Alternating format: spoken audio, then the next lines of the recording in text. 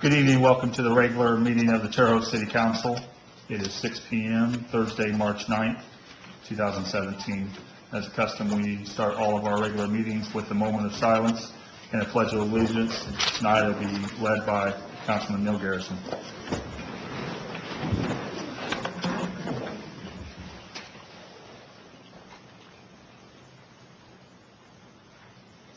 I pledge allegiance to the flag of the United States of America and to the republic for which it stands, one nation, under God, indivisible, with liberty and justice for all.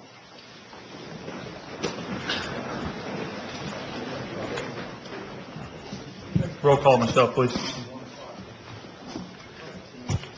Councilwoman Aller. Present. Councilman Azar. Present. Councilwoman Crossan. Present. Councilman Devon. Here. Councilman Elliott. Here. Councilman Garrison. Here. Councilman Morris. Here. Councilman Nasser. Present. Councilman Nation. Here. 9 are present. Thank you. We start off our regular meetings with a public comment section on non-agenda items. If anybody not been to our meetings before, we put those up at the pew at the front of the room so you can look and see what's on our agenda. So with that being said, if you can just state your name and your address for the record and limit your comments to 3 minutes, please. Mark Thompson, Wastewater Utility Director, City of Terre Haute.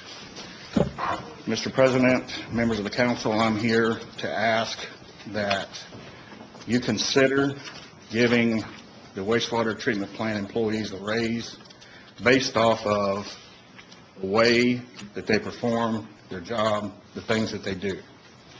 We perform work for every department inside the city, every single one of them.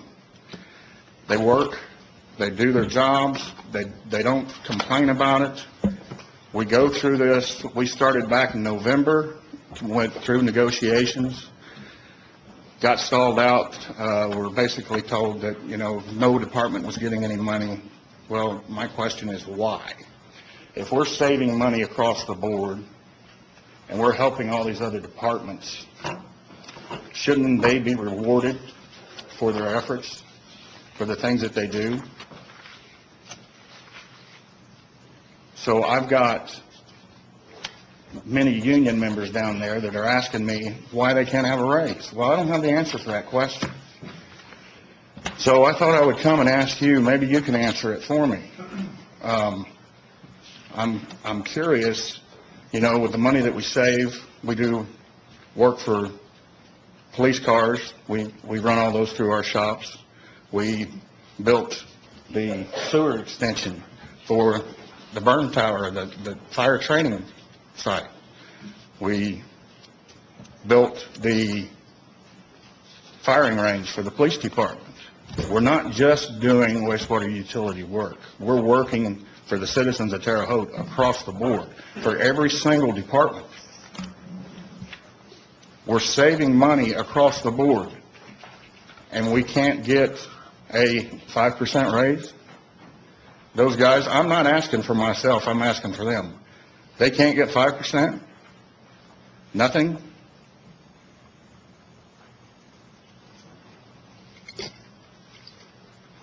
After everything and all that we've done, all that they've done, standing out in the middle of the highway, pulling weeds out of flower beds, cars passing them 45 miles an hour, standing hip deep in human waste with hypodermic needles floating around. There's no more dangerous job than the job that these guys do. There's not a harder working department than these guys. They don't complain. They show up, they do their work, they do whatever's asked of them. And what I want to know is, what is the possibility of getting them something?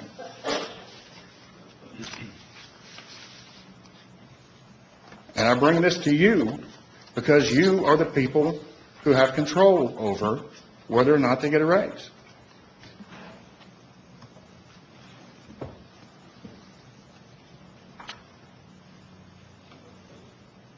I see no reason why We can't forego a piece of equipment and give them a raise.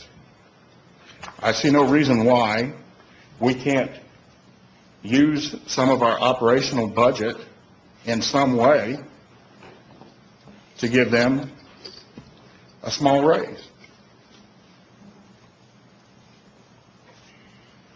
They earned it. They earn it every day. You guys are the deciding factor. That's why I'm standing here before you. There's not a more deserving department. 6 years ago, they asked for a nickel for longevity. They were denied. A nickel. A nickel a year, and they were denied.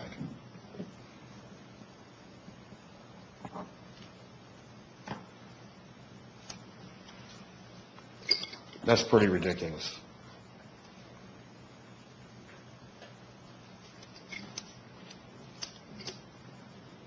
So what do we do? What do I do now? Who do I go to? Who do I talk to?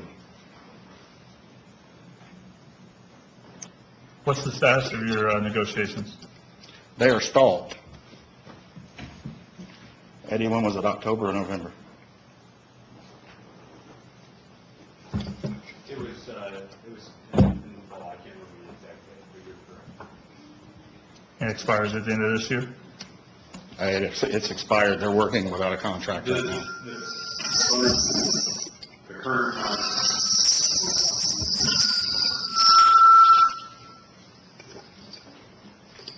Speak loud, Ed. the current contract expired at the end of 2016. The way our contract is written is that if a new agreement isn't reached by the end of the year, we will continue on the old contract until there's some new agreement. So that's the current status.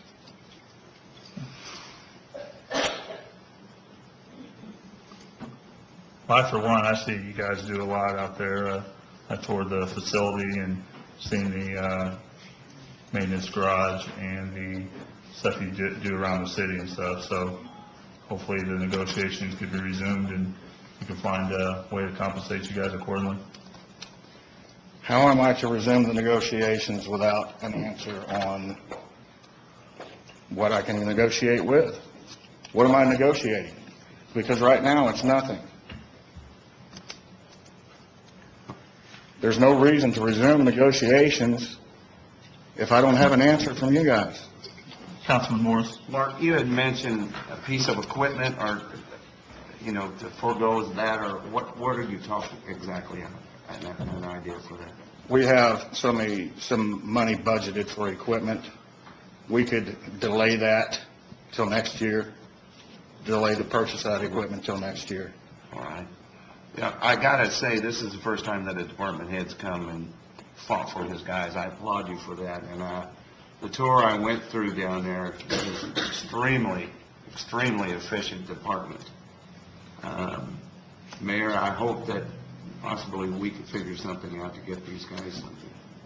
They wholeheartedly deserve it. And I tell you, and this is not a slam to fire police, but a lot of the public don't understand that these guys are going down in these manholes. Lord knows. You think about what's being dumped down there as far as hypodermic needles and all this infectious disease stuff. So I do applaud you. I hope, if it comes to the point of sacrificing equipment to get them raises, I have no problem with that.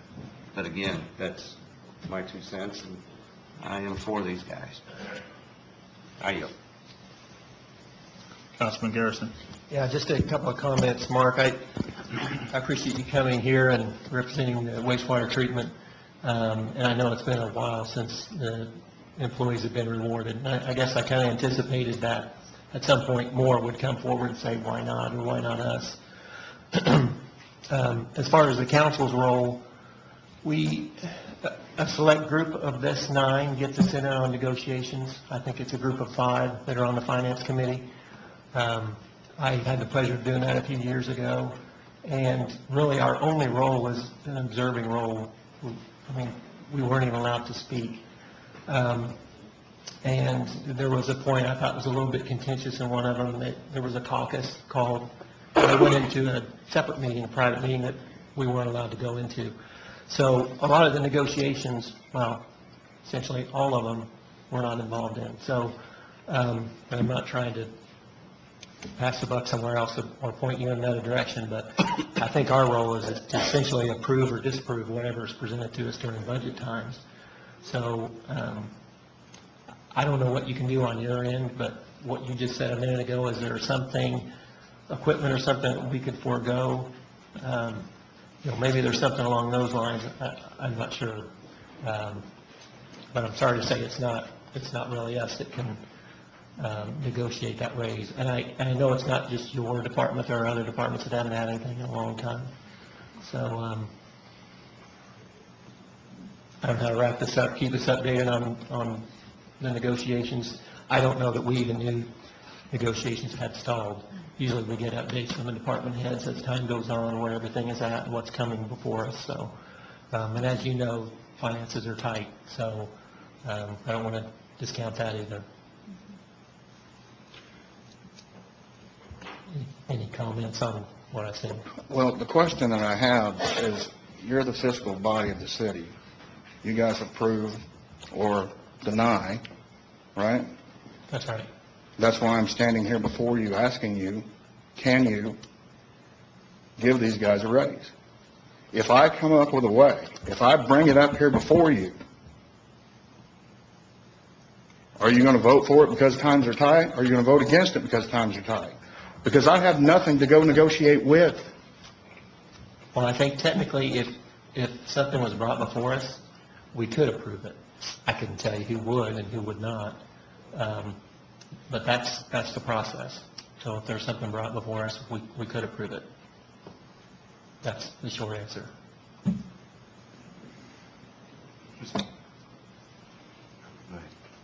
Todd has. Councilman Nation. Mark, like Neil, I've participated as an observer in union negotiations, although it's been a few years ago.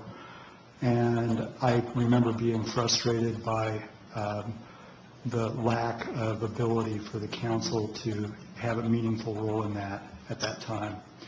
That wasn't under the current administration, that was before. But at the end of the day, doesn't having a union and being represented and having employees represented by a union, isn't that in itself the thing that provides the structure for how all this works? To me, as the structure's in place, you fight it out with the administration, and then that is brought to us. Like Councilman Morris in my time on the council, I've not seen a department head come and ask outside of that process for a raise for his or her people. And like Councilman Morris, I applaud you for doing that.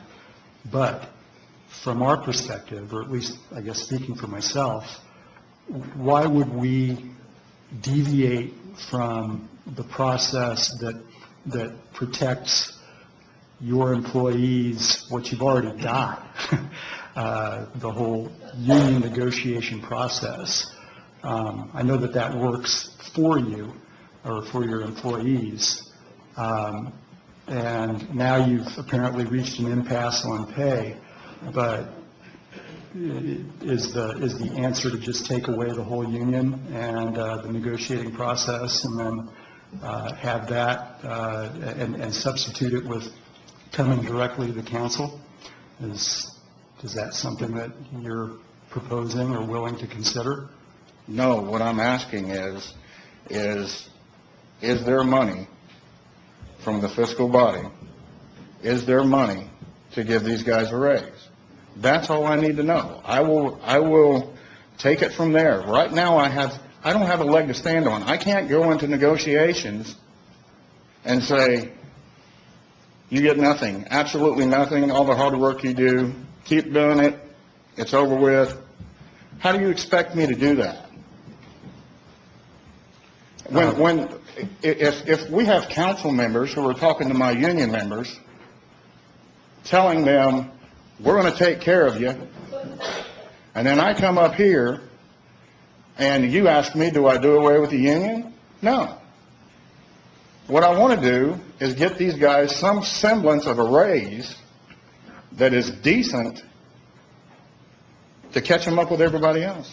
That's all I'm asking. And all I'm saying is, there's a process in place, and it's between you and the mayor and his team. And then whatever that process spits out is what comes to us. And as I'm sure you know, we can lower the amount that's been negotiated, but we can't raise it. Am I right in that? Eddie? If you would lower the amount, you'd be violating the contract that we enter into. So, again, yes, just to make it clear, the council has no part at all in the negotiation process. You do have a part on the fiscal side of making sure that money's there and available, and to meet or not meet those contractual obligations that are negotiated between the administration and the collective bargaining unit. But if they bring us a contract with no raise in it, and we say, hey, we want to give these guys a raise, that's not within our realm of power, right? Not to my knowledge.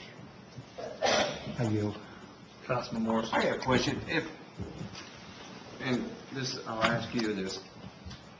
If they neglect to get the equipment and that money is allocated for that, can they take that money and give them bonuses? No? Well, again, we have the problem of, we have contractual obligations because it's a bargaining unit. So, and I'm there's trying, Mark. I'm trying to figure out a I way understand. to get those guys some money here. Okay, how you? Councilwoman Crossen. Yeah, Mark, I just don't recall this, and at budget time, was there any money in your departmental budget allocated for raises, knowing this, we were going into a... Well, during negotiations, we found out that nobody was getting any money, and Eddie and I had several conversations about it, and, you know, it's basically, I was told that, you know, you guys control the purse strings, that I need to come and talk to you. So here I am. Yeah. I guess it would just be my understanding that the time for that conversation would be, at least in terms of our involvement in it, would be at budget time, and that we don't have the control over it otherwise.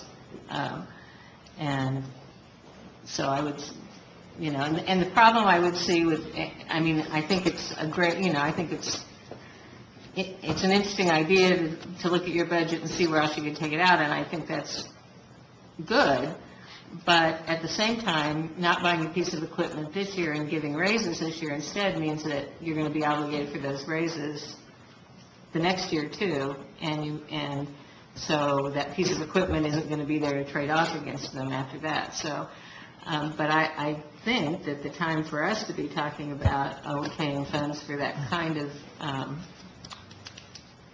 increase in a budget is at budget time. I didn't remember hearing that at budget time, but I may have forgotten that. So I know. Councilman Garrison. Just a couple more thoughts. I know you're wanting some answers, and I don't know that we can give you a whole lot, but on the private sector, anytime I went out for a raise, I usually try to come up with some sort of list. These are the things I've done in the past year or the past 5 years or whatever, because I've done a long time too that I raised, and negotiate that way. I mean, that's something you could do, and I know that you have done a lot of initiatives on your side. So those, I think, could be presented, again, you know, to the right audience. But the other things you can do in the private sector is create new revenue. That's dangerous for me to say that, because new revenue here means new fees and new taxes. But, you know, what are other things you can do? Some sort of cost savings, I'm sure you have, but something measurable that you can say, look, we've saved this amount of money over the last months or years. Improved efficiencies, I know you have. Increased safety for employees, any of those things I think that are measurable, that you can go to proper group and say, our folks need a raise. The other thing I'm going to throw out, and I don't know that I should, but we always think in terms of raises, and raises, once those raises occur, that same amount happens every year. But I never hear bonuses. A bonus, could be a one-time incremental benefit for employees. Is there something in that area that could be negotiated for 1 year? And hopefully the following year is better in terms of the financial status that we're in. So there's a few ideas. I yield. Councilman Morris. So does the bonus have to be written into the contract? Any type of wage payment, any dollar amount is going to be included in a contract with the bargaining unit. Okay. And then we have the issue of the salary ordinances and then the budget that's been passed as well. So again, if you were trying to go over the budget, I think clarify Mr. Thompson's point about coming to the council, if there would be a change to that contract for this fiscal year, there would have to be some sort of council action one way or the other because of the budgetary and salary ordinance issues. Okay, I yield. Well, I just want to make one last comment on, I was down there talking to some of the workers as well as taking a tour of the facility, and I was impressed with the morale considering, we talk about pilot and money being taken from the wastewater into the general fund to support, other departments. I know I don't want to say that, speaking for how negotiations go, but if something comes before me to give compensation to those workers down there, I'll be one that will vote for it. Anybody else? Councilman DeBarn. Yeah, Mark. I remember when you took us through the facility now a little while back. Councilman Garrison mentioned you coming up with a list of the things you do and you've done. I remember the list you showed me on the board in your office, and that convinced me, yes, your people deserve raises. I truly believe that. And if something did come before me as well, if you could forego purchasing certain equipment and giving raises in place of that, I would support that. But again, as it's been said, those negotiations, at least, are initially between you and the administration, and our hands are tied until that happens. But again, I would gladly support that. You convinced me with your board of things that you guys do, and you do a lot, and I don't think a lot of people realize that. Thank you. Adios. Councilman Azar. I'm just going to echo what's already been said, and it's an unfortunate circumstance, but, we are not involved in any type of negotiations whatsoever, and if anybody promises you that this is going to happen or that's going to happen from this council or from any other department, it's just not, don't take that, because that's not something we can promise you. We can only vote on what is presented to us. And at this time, I wouldn't say one way or the other because I don't know what's going to be presented. But it's an unfortunate circumstance, and but it's something that, since I've been on this council, when you negotiate with the unions and with the administration, then that is what they bring to us. And we have no other role in that other than when that's presented to the council. So I wish I could give you a definitive answer. Unfortunately, that's where we stand as a council. I yield. Can I make one last comment? Sure. The unfortunate part about this is when council people talk to my employees and promise them things, it creates vast problems for me because I'm stuck in the middle. Then I've got a union thinking that they're getting something, and I've got no recourse So I've got an unhappy union that I have to deal with on a daily basis. So I would ask you all, please, if you don't think or you don't see this happening, don't tell my guys. Don't tell my guys that this is going to happen.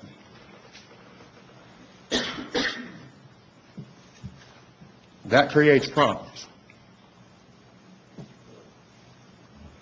Thank you. Oh, sorry, Councilwoman Marlowe? The negotiations have been stalled. Has there been any talks of going back to the table?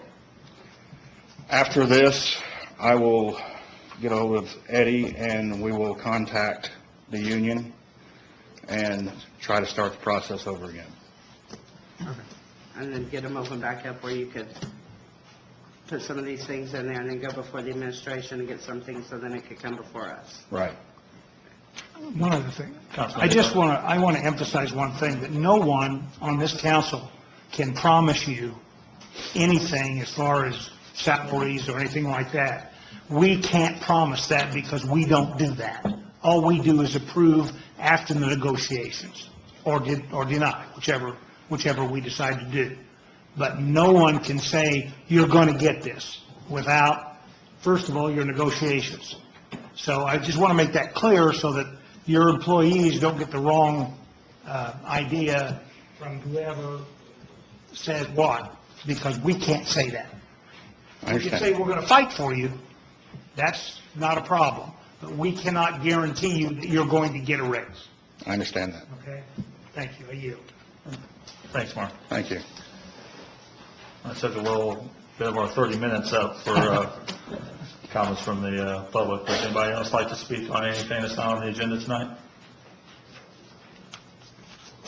All right. Corrections to the journal, There are none. communications, They're in your packets. all right. Reports from government agencies. I know, Earl, you had something you wanted to present. Yes, the document I passed out last week, I'd like to talk about that this evening and take whatever time it takes to work through this. I'm going to start from the back and work to the front. So if you could turn to page 9. Todd, did you get yours? I mailed that the other day. I got it in the mail, but I didn't bring it. Sorry.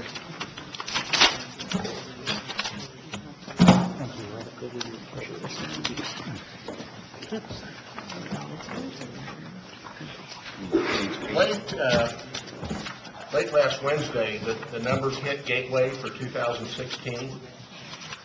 I was alerted to that by someone. And so I had, 24 hours to look at that and get something together by Thursday's meeting, and did that. Pages 9 through the end, the first thing I wanted to look at is 2016. We don't have, I'm not with you. we just have a, Oh, Bob, go ahead, Bob. The numbers I'm referring to are in the bottom right-hand corner. The numbers Okay, we're looking Okay, at sorry about that. So what I wanted to do is I wanted to look at 2016 versus 2015 revenue and identify what the major changes were. So I pulled out this same report from the prior year, penciled in the 2015 numbers, and wherever there was a significant increase or decrease, I wrote that in the margin on the right-hand column, and then made notes to the left side to myself as to what the major changes were. Number of changes in the general fund. Or the general fund, I focused probably on about every line item, just because that gets a lot of attention. The general fund, the major difference was the pilot went from $2.7 million in 15 to $5 million in 16. And then in 2015, we had a $2 million transfer from the rainy day fund to the general fund that did not repeat in 2016. And then according to these reports, we had $3.6 million in borrowings on tax anticipation warrants in 2016, and the 2015 report didn't show any, but I thought that amount was $2,745,000 that year. Moving to page 10, kind of took a little bit of a look at cemetery. That's one of our funds that's had a deficit, and we're working to get that positive. So I kind of looked at that a little bit. The EMS non-reverting fund down at the bottom of the page, it had a $1,449,000 increase in revenue, 2016 over 2015. I believe there were some payments from that government program, or at least one of them that we know about. I didn't think it was that much. Hopefully when we get our December reports, that'll become a little bit clearer, but pooled cash obviously took a positive increase by that amount of revenue. We've had some discussion last fall about reopening that and making some of that money available for other expenses that weren't in the original ordinance or resolution that set that non-reverting fund up. Page 11, engineering non-reverting, they had about $113,000 increase in revenue. I'm not certain in my own mind just where all those fees come from, and sooner or later I want to learn that. The sanitary district bond down at the bottom of the page, they had a $422,000 increase in property tax revenue. Some help to that fund. That fund also, over on the top of page 12, ended up receiving $3 million of the money that came from the county in February. $3 million went into, is sitting in that cash balance. And money was needed there to correct a deficit that fund had, and that's the fund that has about $7.6 million in annual loan payments, bond payments that need to be made. Then edit, we had a significant increase in refunds and reimbursements, other total receipts, which I think relates to reimbursements from the federal government for the land acquisition that's been going on the Margaret Avenue project. Again, I'll know whenever we get the December reports from the Controller's office. We'll learn a little more about that. Transit, on page 13, had a significant increase in its federal and state grants of about $838,000 and about a $215,000 decline in property taxes, but overall, $603,000 increase in revenue, which is very significant to that fund. The fire pension fund, about a $245,000 transfer was noted to boost that fund balance. Over on page 14, group health non-reverting, pretty normal amounts of revenue in that fund. Down in the middle of the page, the LOIC special distribution from the state, that was a new source of revenue we received in about May of 16, $1.7 million into the cash pool. The Fire Safer grant revenue, that increased by about $561,000. We've gotten behind in requesting reimbursements from the federal government on that grant.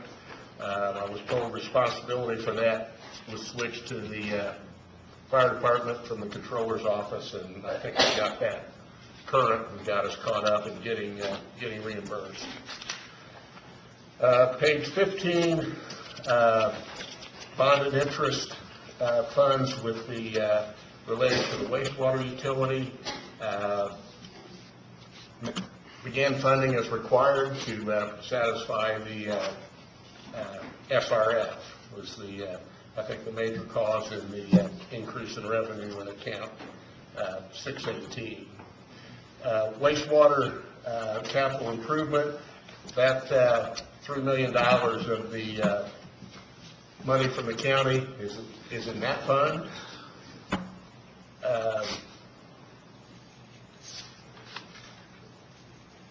And I think that's basically the end, just from looking at these increases from for those pages. So from there, I thought, wow, there's a lot of increases. I thought I ought to try to summarize those.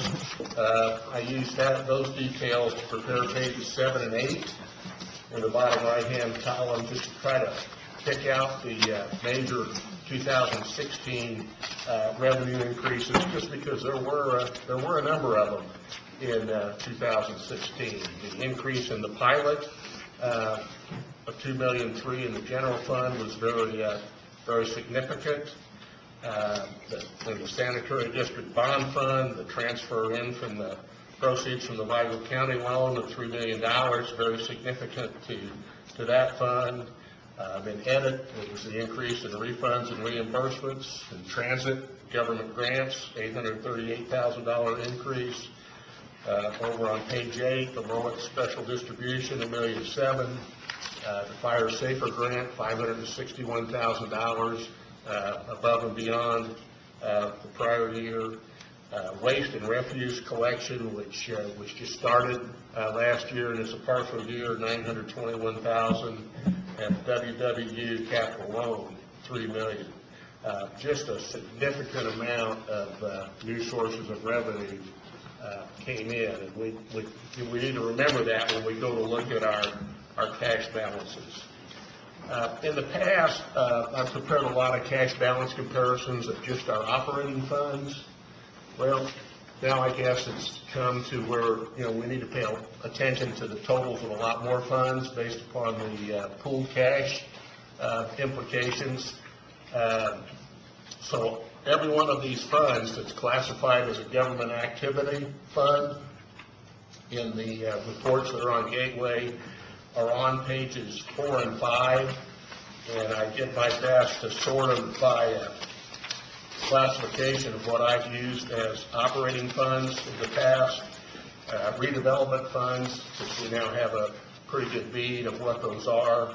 Then we still have some funds, these wastewater and sanitary district funds, 6 or 7 of them that are classified on that report as governmental activities, and I don't know why they're there as opposed to later on in the report in wastewater, and then just other funds to fill out that and to tie out to those totals. So that grand total at the bottom of page 5, that'll match the report that's back 9 through pages 16, that'll match that governmental activities total.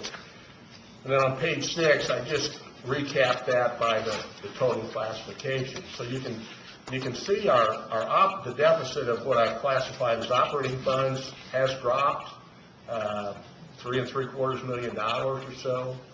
Our other funds increased a couple $1 million, probably primarily due to the Lowett Special Distribution Fund.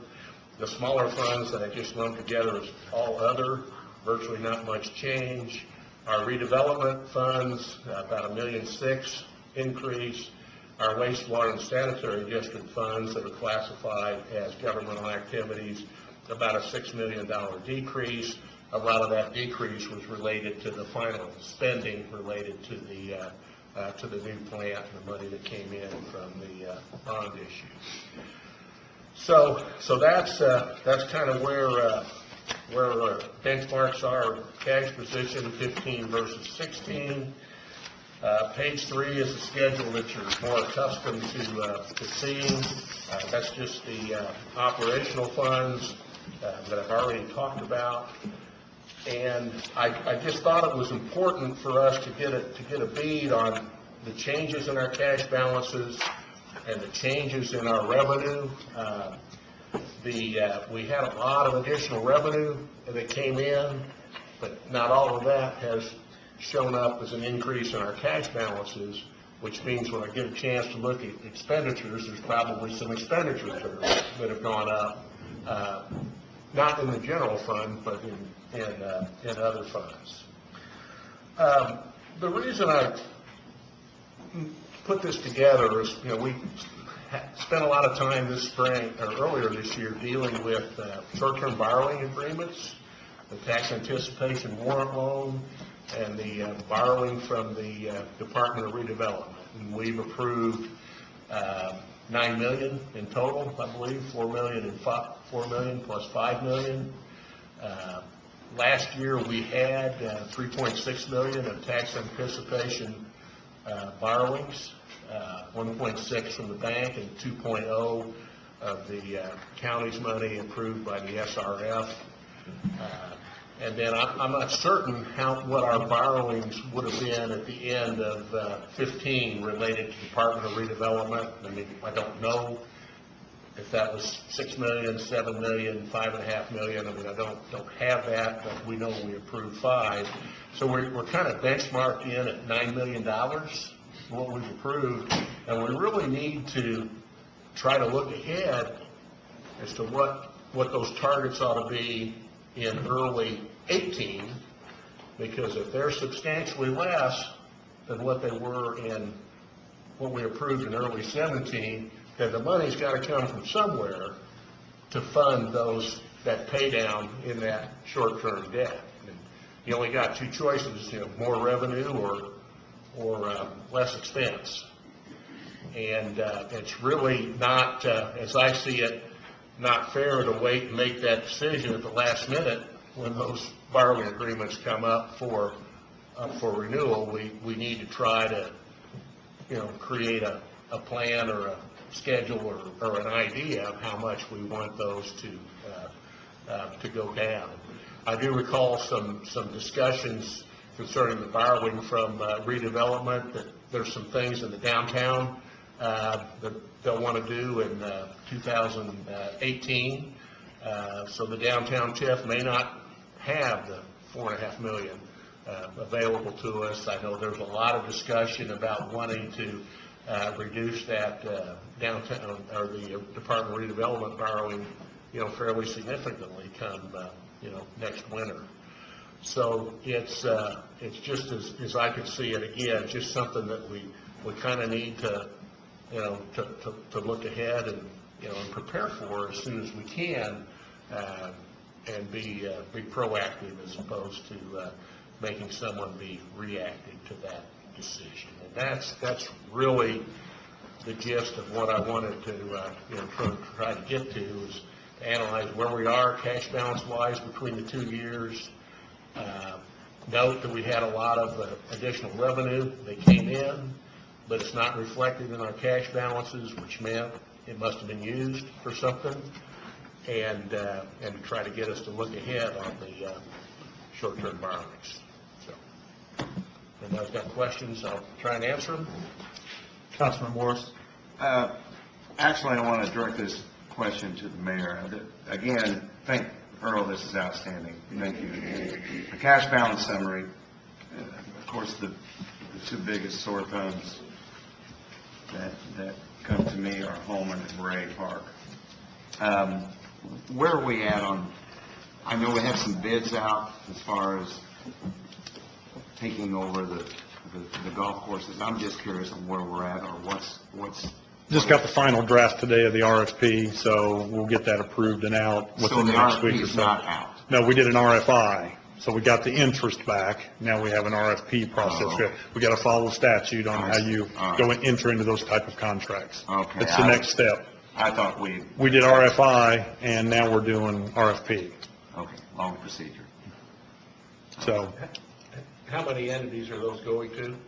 well, there were 6 respondents. There may be a couple more now. It looks like there's maybe more than what we thought, so 6 to 8, I would say. So how long, once you send those out, I mean, you'll wait for their replies? Or They'll have a month. They'll have a month? Uh-huh. Okay, So we'll see what we get back. okay, great, I know. Councilman Nation. Earl, in your analysis, is the $9 million of borrowing that the council's authorized for this year going to be enough? To get us Based through upon this the year? cash flow statements that administration provided to us, it should just be enough. It's within a few $1,000s, I think, of what their deficit at the end of April would be. But of course, the borrower for the $4 million needs to be found, or the tax anticipation warrant lender, I guess, is still to be determined. Mr. Mayor, can you update us on that, please? Efforts to place the $4 million tax anticipation warrant? Last Friday, we, Thursday and Friday, I guess, we packaged all of our 2016 financial final end-of-the-year things to be sent out to a variety of banks. So this week, I know we've been talking to 3 different banks. I think we have another meeting scheduled for Monday, and we're waiting to hear back from another one. So it's kind of in the middle of all that initial updated information, and then their follow-up questions. That's kind of what you go through. Same process we've always experienced, really. I read with interest Dave's article in the Tribune Star where he talked to an analyst who speculated that we might be caught in the crosshairs of rising interest rates, even though those rates haven't actually risen yet, I don't think. But regardless, is 4% going to be high enough?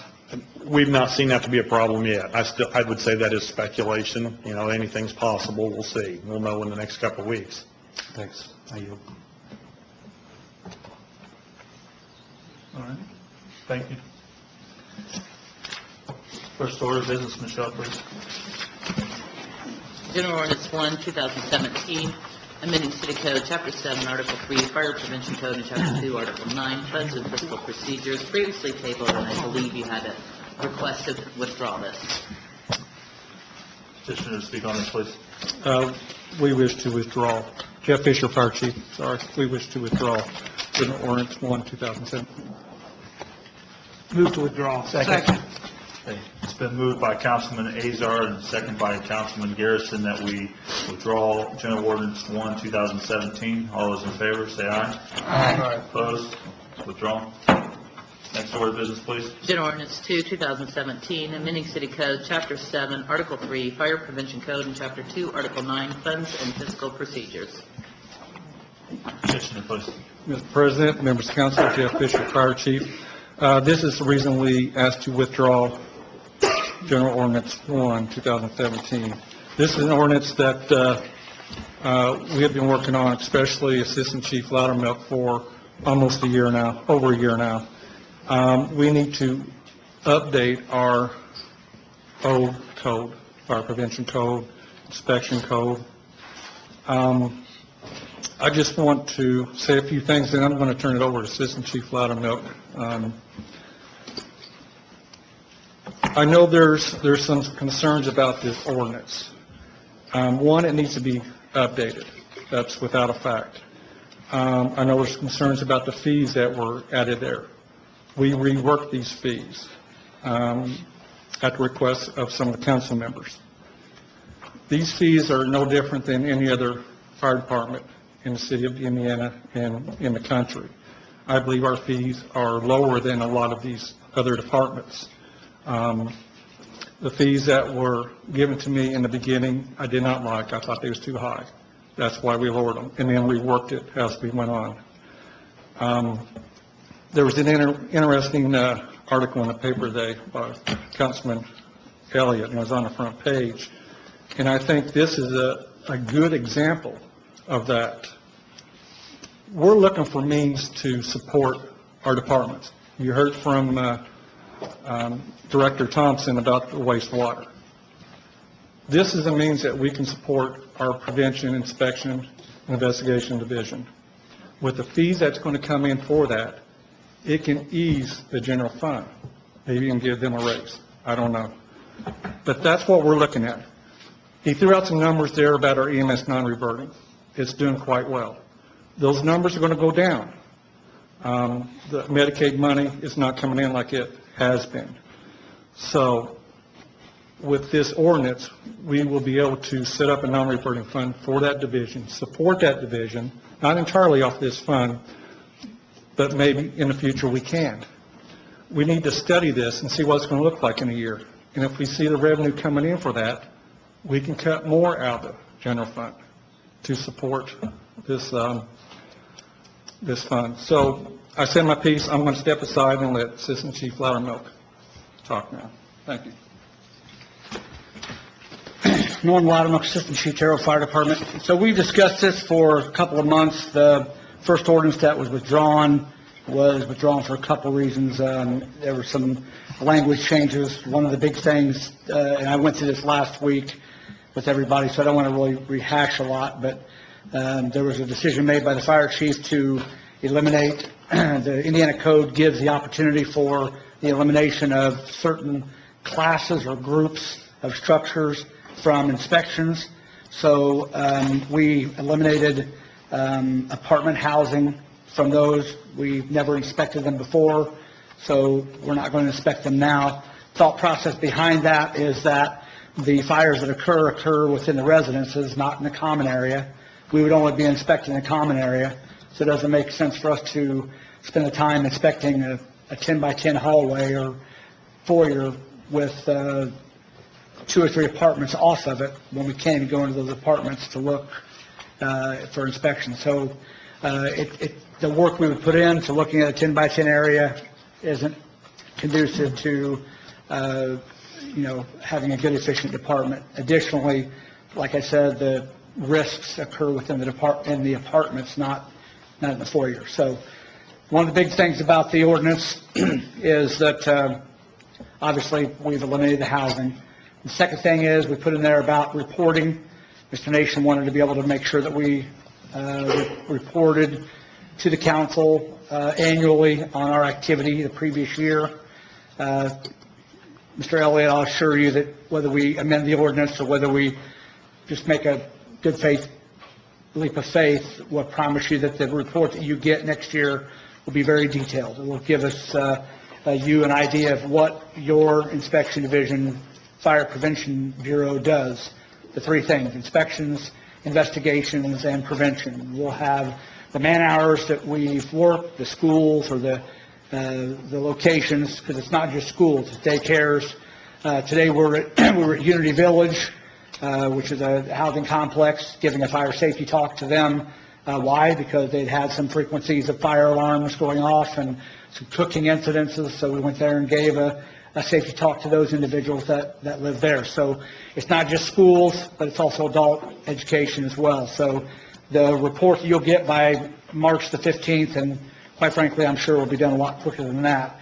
Now that we have the software, we'll be able to provide you with all the information about investigations, inspections, and preventions. The rest of the ordinance that was changed, nothing else, quite frankly, was changed, except for the fee schedule.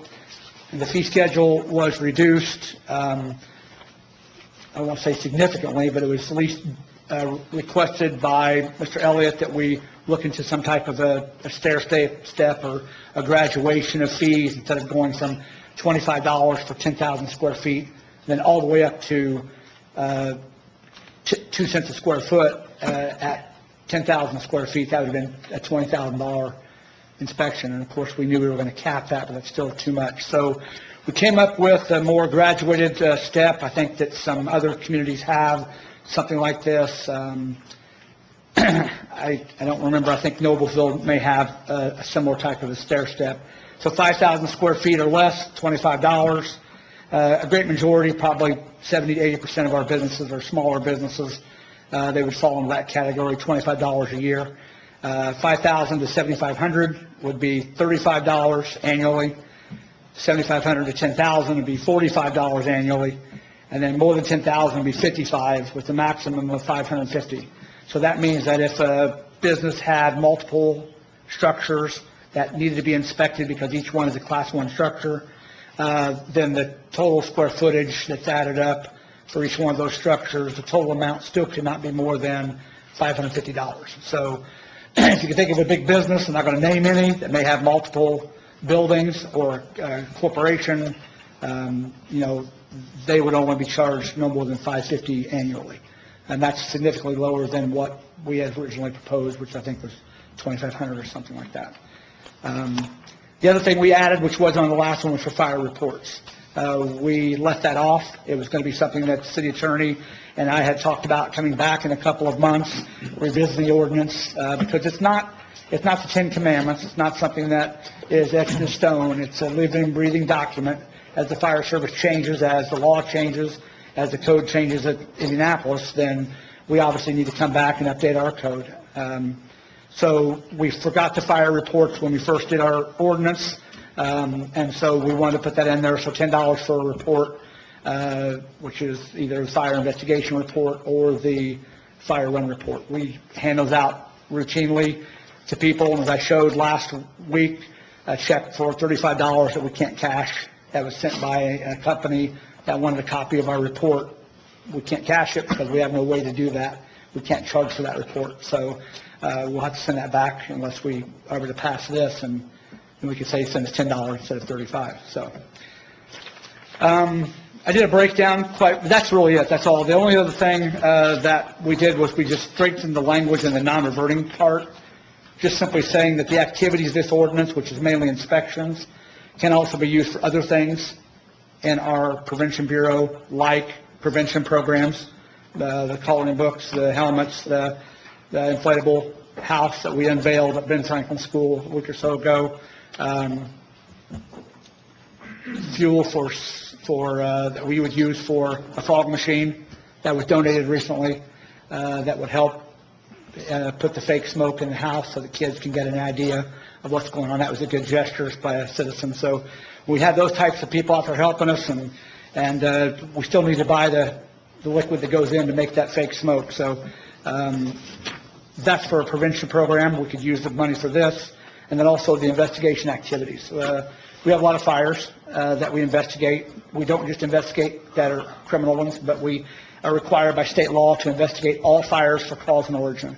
That's the state law. So every fire, whether it's a cooking fire, an incident at ISU, or an apartment complex, or whether it's a criminal act, we have to investigate those.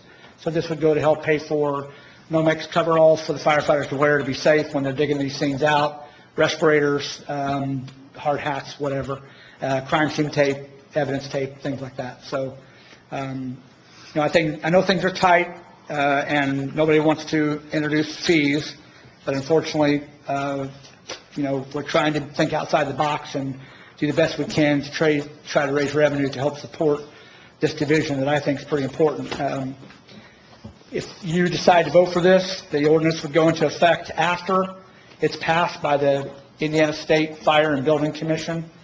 Their meetings are held on the first Tuesday of the month. So what would happen is if this passes tonight, then we would take this ordinance and send it to Indianapolis. They would put it on their agenda, and then in April, the first Tuesday, we would go over there, speak to them.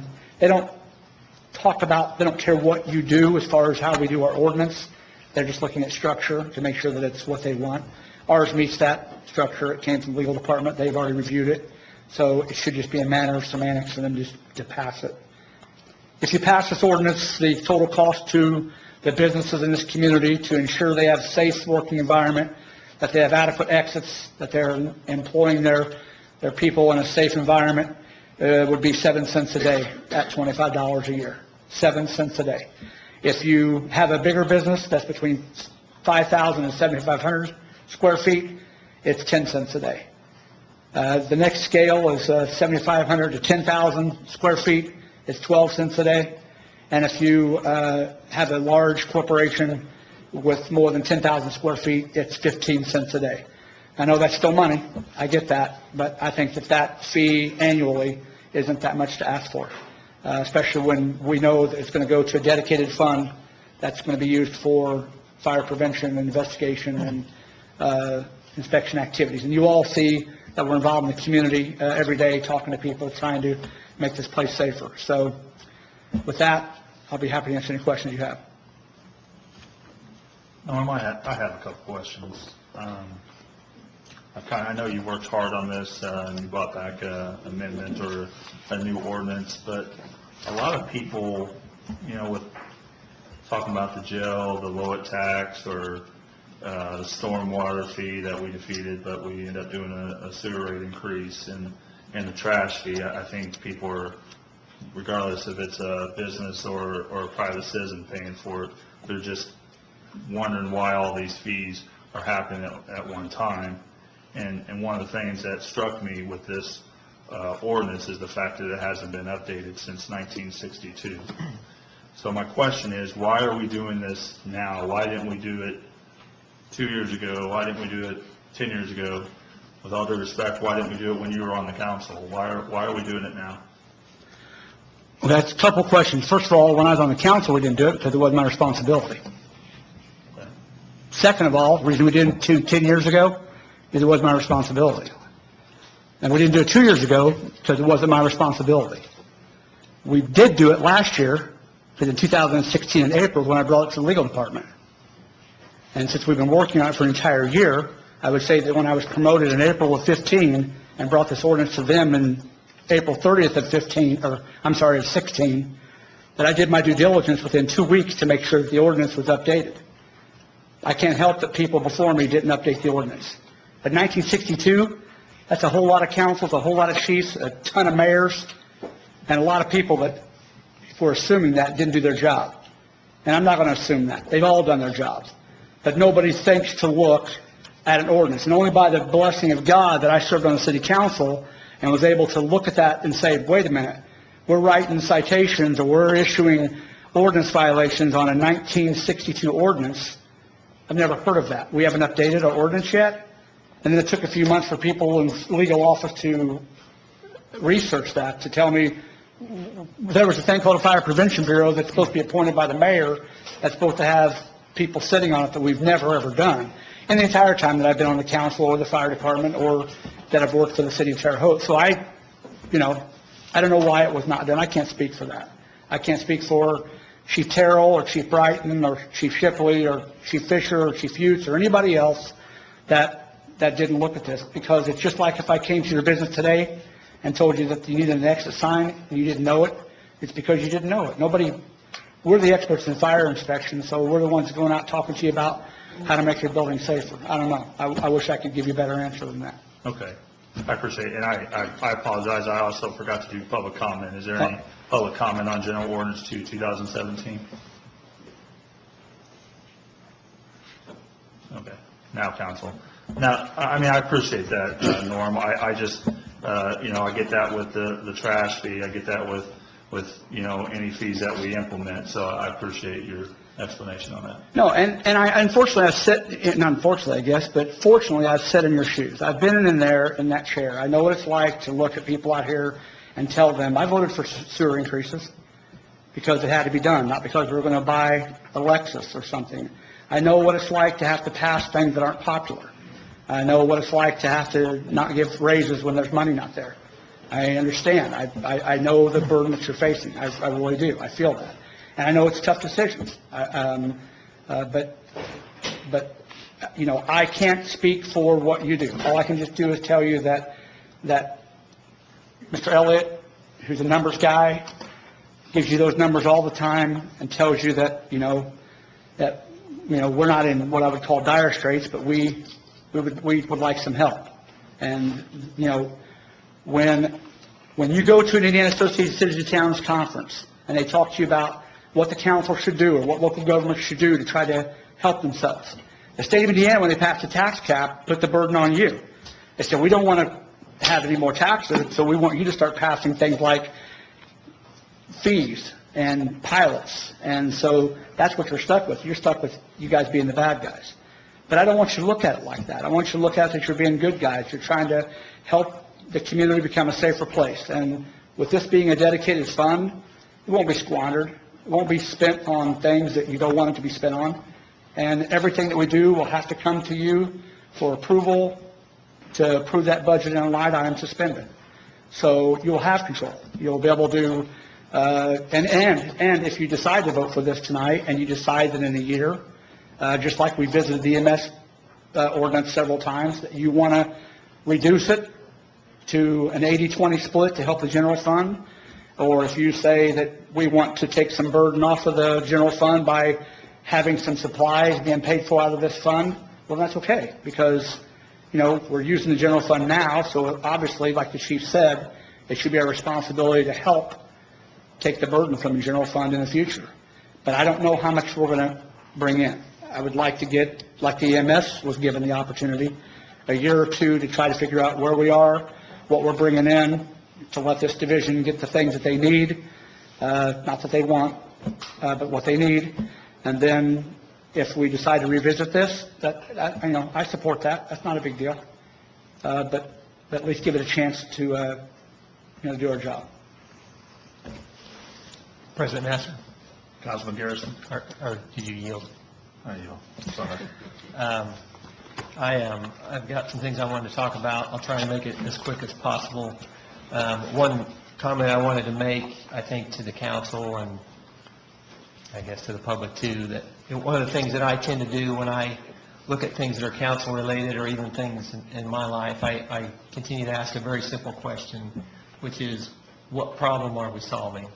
And I ask that a lot. I'm asking that same question on this ordinance, and I think the most succinct answer to that is that we need to address the 1962 firefighter code and update that. So to me, that's what we're solving. That's the main issue here today. I haven't had as much time to review this as the authors, but over the last week, I guess, since we got together, I've drafted some things I would like to submit, some information for an amendment. So make sure Laura gets one. I think there's enough for everybody, and Michelle has one too, and then I want to read through these. I've got 9 suggested amendments.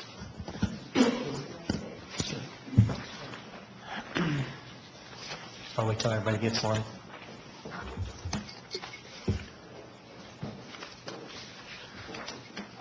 So what I'm going to read is the Firefighter Prevention Code, March 2017. The amendments are predominantly in red, but this is for General Ordinance 2, 2017. This first one, I apologize, it may sound a little more aggressive than I need to be, but I'm going in order as it appears on the ordinance. It's number 1 is 3C. It says the fire chief may designate up to 5 members of the fire department, etc. But what we heard, I think it was last week, Norm, where when I asked about the chain of command and how that was going to work, who was in charge and how many, and I believe you said yourself as the director, and then you would have 3 under you. But the ordinance, when you read that, the ordinance did not reflect that. It stated that there would be 5. So in this amendment, I've adjusted that down to 4, because as we know, it's not what we say at a meeting, but it's what's actually in the ordinance that's enforceable later. Did we respond to that? Not yet. Okay. But I would encourage you to make notes, and we can go through and That's get fine. done. Point number 2, number 3H, remove the word annual from the inspection fees portion. This is a section dealing with businesses who voluntarily ask for an inspection. The word annual is not needed, in my opinion. Number 3, section 7-105A under penalties. There's a penalty in there currently at a ceiling of $2,500, and I've reverted that back to what it was originally, which is $300. And I know in some of our districts, some of our businesses that may be penalized up to $2,500 is going to be, I think, excessive. Number 4, section 7-106, change heading from inspections and fees to read new construction inspections and fees. Again, these are just my suggested amendments. Number 5, it's all it said was 2 in parentheses relating to the fee chart. In the event, okay, I'll back up. What it says above that fee chart is a fee for inspection shall be charged as follows. And I wanted to add something above that in red that says, in the event an exempt Class 1 structure is inspected at the request of a business owner, and then what's already there, a fee for inspection shall be charged as follows. Number 6, on the fee chart, I'm suggesting that we remove all references to annual inspection within the chart as marked. Number 7, remove the 3rd and 4th inspection fee chart, since this ordinance would not support annual fees for inspection based on these amendments I've presented. Number 8, 7-107, disposition of fees, monies collected, change the portion, all funds raised from this ordinance are to be deposited in the general fund and not a new or pre-existing non-reverting fund. And then number 9, the last one, section 2-123, Terrell Fire Department non-reverting fund, remove this section since any funds collected will be directed to the general fund if this is amended and passed. So those are what I had down here, and one of the things on number 8, where we talk about general fund versus a non-reverting fund, and then going back in time an hour ago when the wastewater treatment was here and asking for money. Now imagine if the wastewater treatment took all the money that they raised through their fees, which is excessive, and they said, this is just our money. This is not general fund money that can be decided on by a mayor, by an administration, or by a council. So in some of my discussions, there seemed to be some support for general fund only as opposed to non-reverting. So I guess in summary, and to Norm for you, at first, I wanted to pull out all the fees, but after reviewing some of this, I think some of the things that you have in there add a little bit of teeth. I know when you guys are going in to inspect, and if there's penalties for not complying, it seems like you need a little bit of teeth to say, you need to do this, or there will be a penalty, and that penalty is a fee. I left the part in there about new construction, which makes sense to me, that if you're going into a building that's in the process of being built, it's probably easier to inspect it as it's being built as opposed to when it's done. You can look behind the walls and so on. So I left that in there. So I guess that's my amendment that I want to present. I'm just going to do it all at once. We can discuss it if you want, but I'm going to go ahead and make that a formal motion to amend General Ordinance 2, 2017. Second.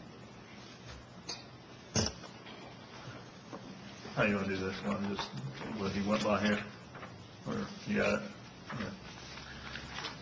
There's been a motion to amend General Ordinance 2, 2017 by Councilman Garrison, second by Councilwoman Crossman. Discussion. Councilman Morris? Well, this is the first time you've seen this, correct? Yeah. You want to address this now, or do you need to study it? I mean, what I'm questioning is, I just don't like the idea of something presented and then we're voting on it. Personally, I'd like to table it again another month, which is, I know, a headache, but give me your opinions on this, Norm.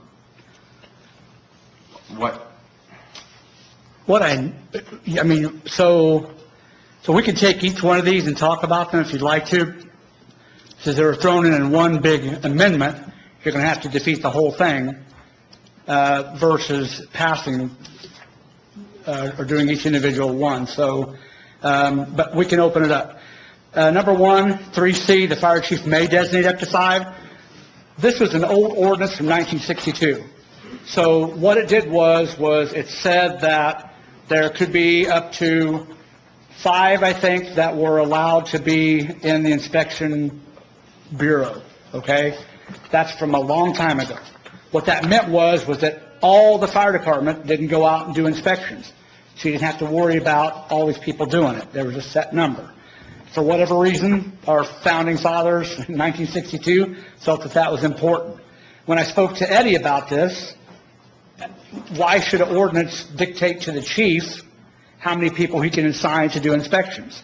What if we find out, whether this ordinance passes or not, that we need to do our due diligence? I mean, Oakland, California killed 30-some people because they weren't doing inspections. So when we're not doing that, then there's some liability on the part of the administration to not get out there and do those. So we need to be doing our job. What if we find out we need 7 or 8 people? Well, that's not additional hiring. That just means that maybe the chief may assign additional people to help with those inspections. So instead of trying to reinvent the wheel, we just took the old ordinance and we just left it like it was, which was 5. Can I jump in there? Can I jump in there real quick, just so we don't elaborate on this too much? I don't really have an issue with 4 or 5, but just being on the council with you, I know that you've stopped people when they say one thing, but the ordinance doesn't reflect it. So if it's 4, which is what you said, that's why I changed that. If it's 5, that's what's in the ordinance, it's 5. So what's in the ordinance says it may. So the chief may have 1 inspector, or he may have 3. Okay, so it may have 4, It's really no different than May 5. I mean, it's semantics. If you want to make it 4, So make that, it so 4. that one, if we're going to move on, let's move on quickly. That one doesn't sound like that's a big issue. May 4, May 5, May 7, right? Yeah, but I need to know whether, if we're going to change it to 4, I need to know if that's what we're going to do. Well, that's what's in the ordinance, or that's what's in the amendment. Okay. Okay, so you want to move on to the next one? Sure.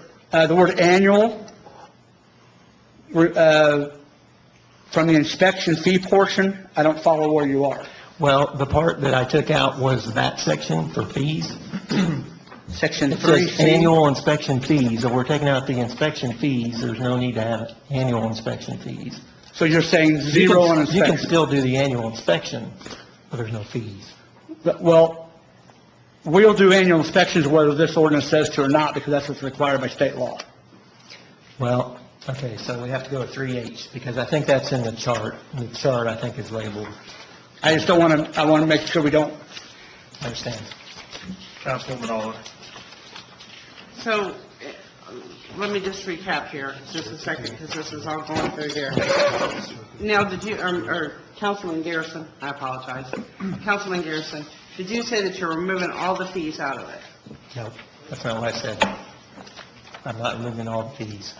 I'm removing probably the main one, where if he goes into a business and their group goes into a business and they charge whatever this rate is, 10, 25, 45, 50, or whatever, that goes away.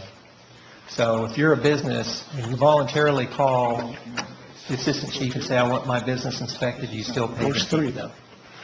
But And when if they, you're, and if you're a new business, but when you they're still- out there just doing their inspections, you're saying they can't charge the people?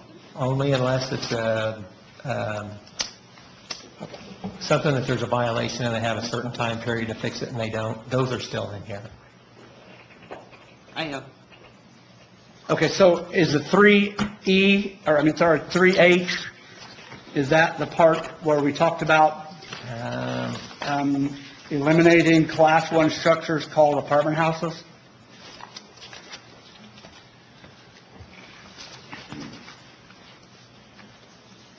Three H, the last sentence.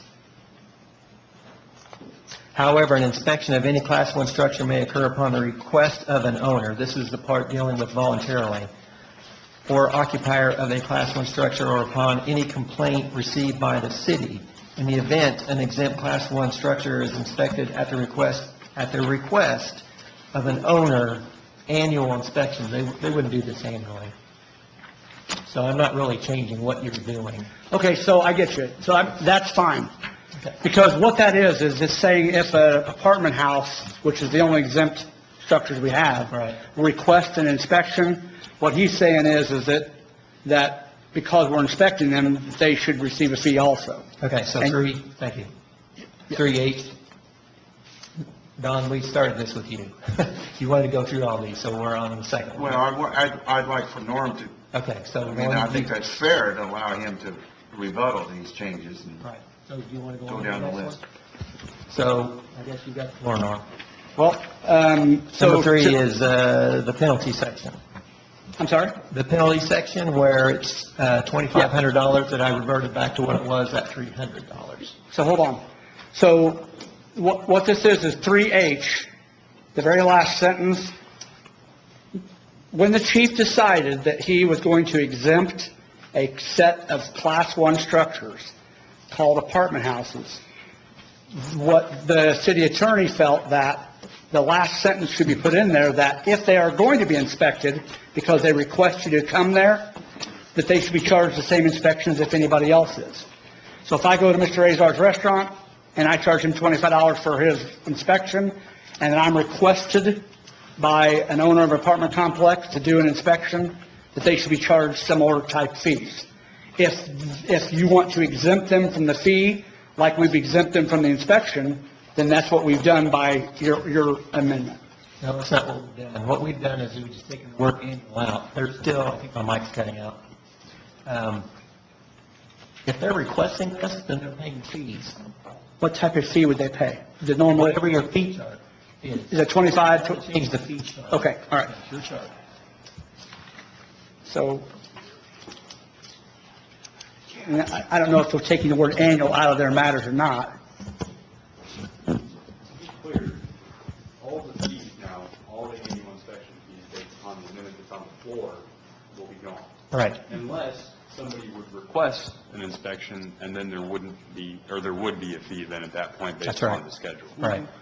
So essentially, on that one, it was just cleaning up what was in that paragraph, the one word. Okay? I mean, I don't have a problem with it, but I have a problem with the fees being removed, so I Right. guess that's Exactly. cat Well, and chasing that's, tail. Yeah. and that's what I expected. I mean, so if you really wanted to make this short for Councilman Morris, he's not going to be happy with these amendments.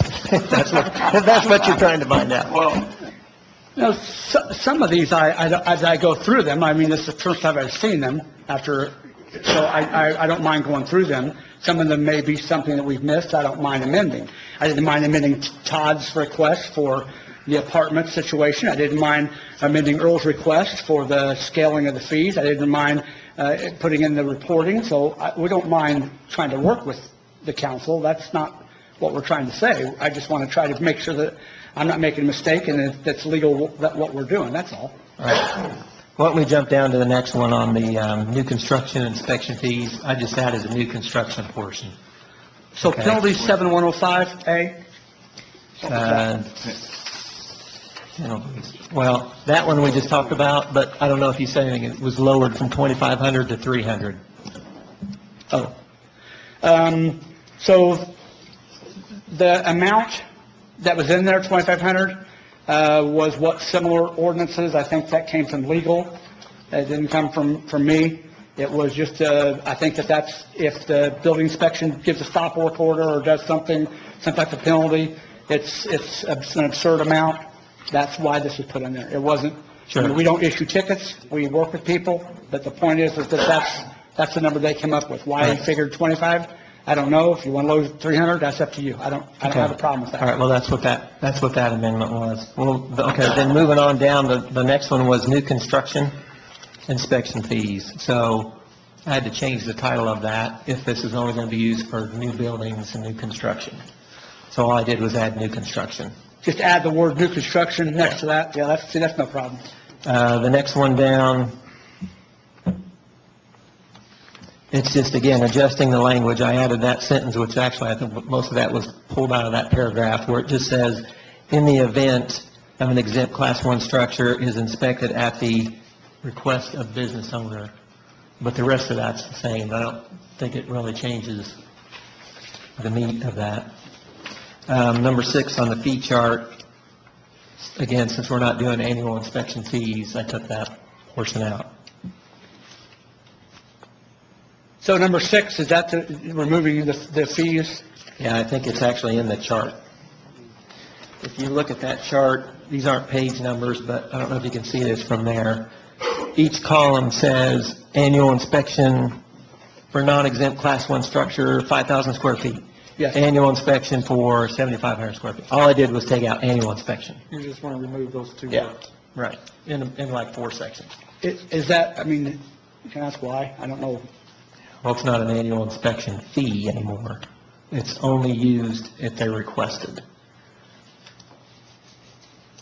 So, to make sure that everyone understands, by agreeing with number 6 on his amendment, then you have eliminated the fee schedule completely. Nobody we bill would be charged a fee for any inspection at all. The ordinance would raise no revenue. Only if someone requested you to the business to conduct an inspection would you be able to charge them some type of a fee. And new construction. And So new there will be construction. some fees generated. I'm sorry? There will be some fees generated. And new construction And any on penalties. the plan review. And any penalties from the businesses that don't comply with your inspections or regulations or enforcement. In the history that I've been on the department, we've never written one ticket, so I can't imagine What, say that again? we don't write tickets. We try to work with people, so we're not, So you're okay with it? no, I am absolutely not okay with it. Are you surprised, Councilman Morris? Well, I just, All Number right, 7. all right. Next one, number 7, where it says, there's a chart that follows this one I just waved. Right. It's supposed to all be the same. Oh, yeah, actually, it's a number 2 chart, yeah. Yeah, and it just says third and fourth inspection, but if we're not doing an annual inspection, then we're not doing a third and fourth, so I just crossed that off. Right. So what we do, I'm sorry, today we went to inspect a business on Locust Street, Hometown Video was the name of the business, about 20th and Locust, and we found some minor fire violations, and so we met with the owner and gave them 15 days to remediate it, to come up with the extra signs they needed to move some stuff out of the hallway where it blocked a little bit of an egress. And so why we were able to do that, in 15 days, we had to come back and re-inspect it. So twice as much work, twice as much being done for the business. That's why that on the second re-inspection, it was free. But if they still don't get it done after 15 days, and we have to go back a third time, then now we charge again. So that's what, the other cities do that. If you don't want to do that, that's fine. But again, the whole purpose, upgrade our ordinance, and part of that upgrading is to establish a fee schedule for the work that we do. All right. Councilman Morris, the floor is yours. Do you have Well, any questions? I know there's a motion on the floor. I won't be voting yes for that motion, but I would like to see it tabled again and some kind of compromise come to this. We're doing the compromise right now. Well, I don't feel it's working, so Okay. I yield. Councilman Azar. I just think that there's too much here on this page for us to make a decision. I mean, let's face it, all of us just received this. You can't take one and just amend according to this. You have to, it's all or nothing. Is that not correct on this amendment, since it's all on one page? It's all or nothing, so it sounds to me like there are some parts of it that we maybe can agree on, and there are other parts that we can't. So I would, I don't want to take another half hour discussing this. I would rather see you. We have two points left, Mr. Azar, out of 9. The number 8 is Are you the, down to number 8 already? Yeah. Go for it. number 8, all funds go to the general fund. On the surface, it doesn't really matter where the money goes. It's going to go to the city anyway. We buy all of our equipment out of the general fund. We buy all of our supplies from the general fund. You all know that the general fund is hurting. You all know that we don't get the equipment that we need. This is a way to generate revenue to help support that. So obviously, eliminating a dedicated fund that would capture this revenue and hold it so that we could use it for this type of activity, I'm against. The last section is the same thing. I mean, really, it just eliminates the non-reverting fund. Well, okay, let me say something real quick. As I said before, the problem that we're trying to solve is to update the 1962 firefighter inspection code. That's, to me, the number one problem we're solving. The second problem, not necessarily with this, but if we're going to have any fees, I think the number one council problem that we have is the deficit in the general fund. Not to create a new fund or add to an already existing fund. Even though the reasonings sound good, let's address our serious issue of reducing the deficit in our general fund. That's why that was put in there. Floor is still yours, Council Azar. I would just ask fellow council members to be respectful of yielding and so forth, so we can kind of roll this in and not let the circus come to town. So, Councilman Azar. Is it, I see where you're coming from, I see where he's coming from. Is it possible to, and we had, I think, mentioned this earlier about the EMS non-reverting that's already established. Is it possible to somehow utilize and expand that fund to take care of your expenses here and still charge your fees and go into those fees could go into the general fund? So you're not creating another non-reverting, you're still getting your fund, your fees, but we use it out of the EMS non-reverting. So Mr. Elliott said it best. This is going to generate $50,000, $60,000 a year. What's our deficit? Drop in the bucket. So by putting this in the general fund, is it going to make a dent? No, but that $50,000 or 40 or 60 or whatever we make would supply our needs for a couple of years. And so because this ordinance was written with a fund established with it, if we can change the definition of another fund by the council's approval to allow for this money to go into it, but it's the same thing. Now you're still taking money generated from the fee and not giving it to general fund, but putting it into EMS or into contractual services or to some other non-reverting. Or if you want this money to go to the general fund, then we still have to come back to the council later and change the definition of one of the other funds to allow for that to pay for some of our stuff. Well, that's okay, but then what we're doing is we're putting more burden on the EMS fund. If the EMS fund was, we don't answer EMS calls. So should the EMS money pay for my crime scene tape? Or should the EMS money pay for the respirators or for coloring books? So I don't know. I mean, it could pay for those things, but that's entirely up to the council to change that. Okay, let me, just a couple other items here. If, according to this, unless I'm reading it wrong, according to this amendment, the only fee you can charge is if it's requested that you inspect. Is that correct on this amendment?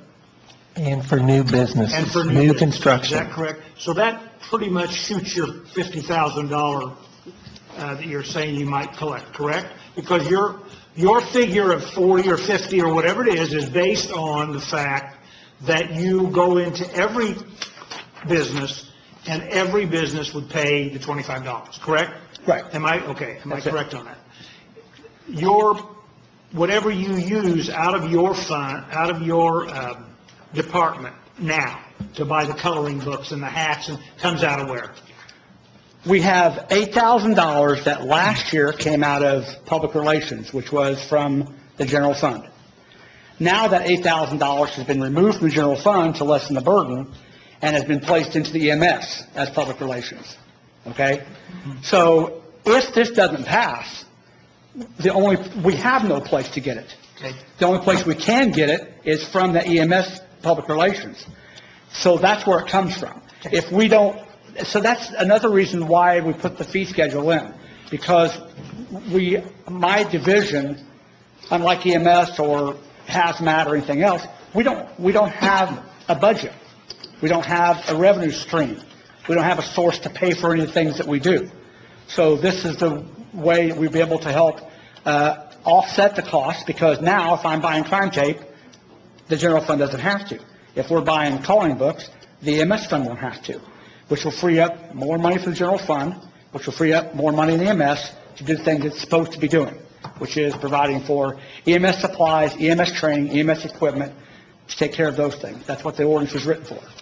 But, whether this passes or not, we're still going to have to do our business, which is do inspections. All I'm doing is trying to find a way to help fund it. Thank you. I yield. Councilwoman Olive? Um, I'm Sorry, sorry. that I was did one forget I- about you. so. and I guess I'm just going to echo that's what some of them have said on here. There's things on here that I agree with, there's things that I don't. We've already tabled this 1 month. This is our second month hearing this.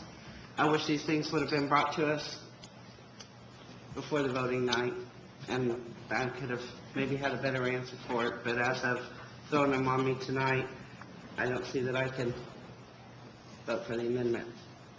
So, I yield. Councilwoman Crossen?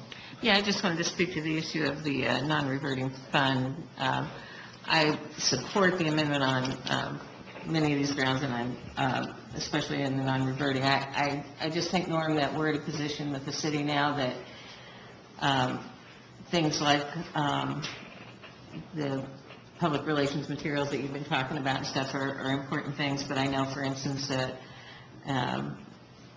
we have a lot of nonprofits in the community that are, working on these things too with you. I know American Red Cross is doing a lot, and you guys are working with them, and they're picking up some of the education stuff on that, and I think that's great. And I know you need additional, but we're in a place now where we need to know what money is coming out of where to pay what. And it seems to me that it's not unreasonable in these times for, instead of you to have that in your department and do it, that you present that as part of the budget cost of your department to the general fund. And if this money is sitting in the general fund, then we may or may not agree with that, but if we don't agree with it, it won't be because we don't think it's good work and it's important work. It'll just mean that there's a lot of competition for those funds. I believe that we'll agree with a great deal of that, because we do think that that's important work. But I would prefer that it be in the general fund and that we have the opportunity to consider that along with the budget of the department. I yield. I'd be happy to do closing statement and then call for a question if you're okay with that, Mr. President. I would just also would like to say that there's a sheet here of potential expenses, and I know some of this is kind of a wish list that we talked about last week. And just wanted to say the proposed revenue before these reductions were $50,000 annually. And based on what I added up loosely, the expenses were $141,000. So we weren't going to get anywhere close to the wish list. The wish list is not going to shrink. It will continue to grow. And this amendment will allow us to take most of those fees out. And I will just say that if you vote against this amendment and you support this ordinance as is, you will be in support of adding a new fee to businesses in Terre Haute, Indiana. That's my cautionary comment to this council. This removes that, and it makes it friendlier for businesses in the city of Terre Haute. Call for the question on the amendment. Thank you. Roll call vote on the amendment. Michelle, please. Councilwoman Aller. No. Councilman Azar. No. Councilwoman Crossan. Yes. Councilman DeBon. No. Councilman Elliott. Yes. Councilman Garrison. Yes. Councilman Morris. No. Councilman Nation. Yes. Councilman Nasser. No. That's 4 yes and 5 no. Amendment's defeated.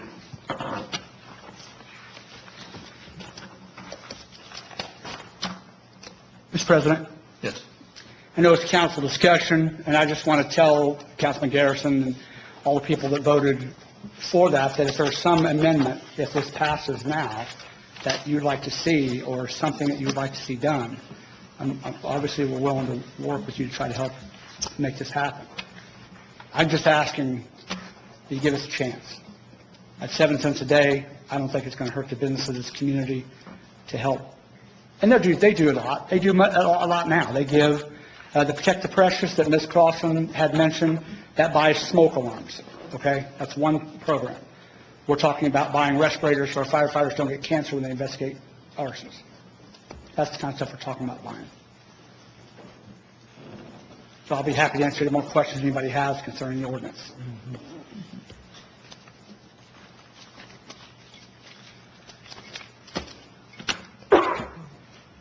Council?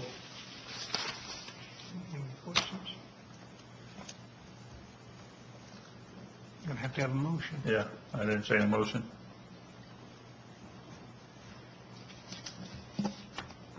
I move to adopt General Ordinance 2. Second. It's been moved that we approve General Ordinance 2, 2017 by Councilman Azar, second by Councilman DeBon. All those in favor, say aye. Oh, roll call vote, please. Michelle? Councilwoman Aller. Yes. Councilman Azar. Yes. Councilwoman Crossan. No. Councilman DeBon. Yes. Councilman Elliott. Yes. Councilman Garrison. No. Councilman Morris. No. Councilman Nation. Yes. Councilman Nasser. Yes. 6 yes, 3 no. Motion carries. Thank you very much for your time and consideration of this ordinance. Next order of business, please.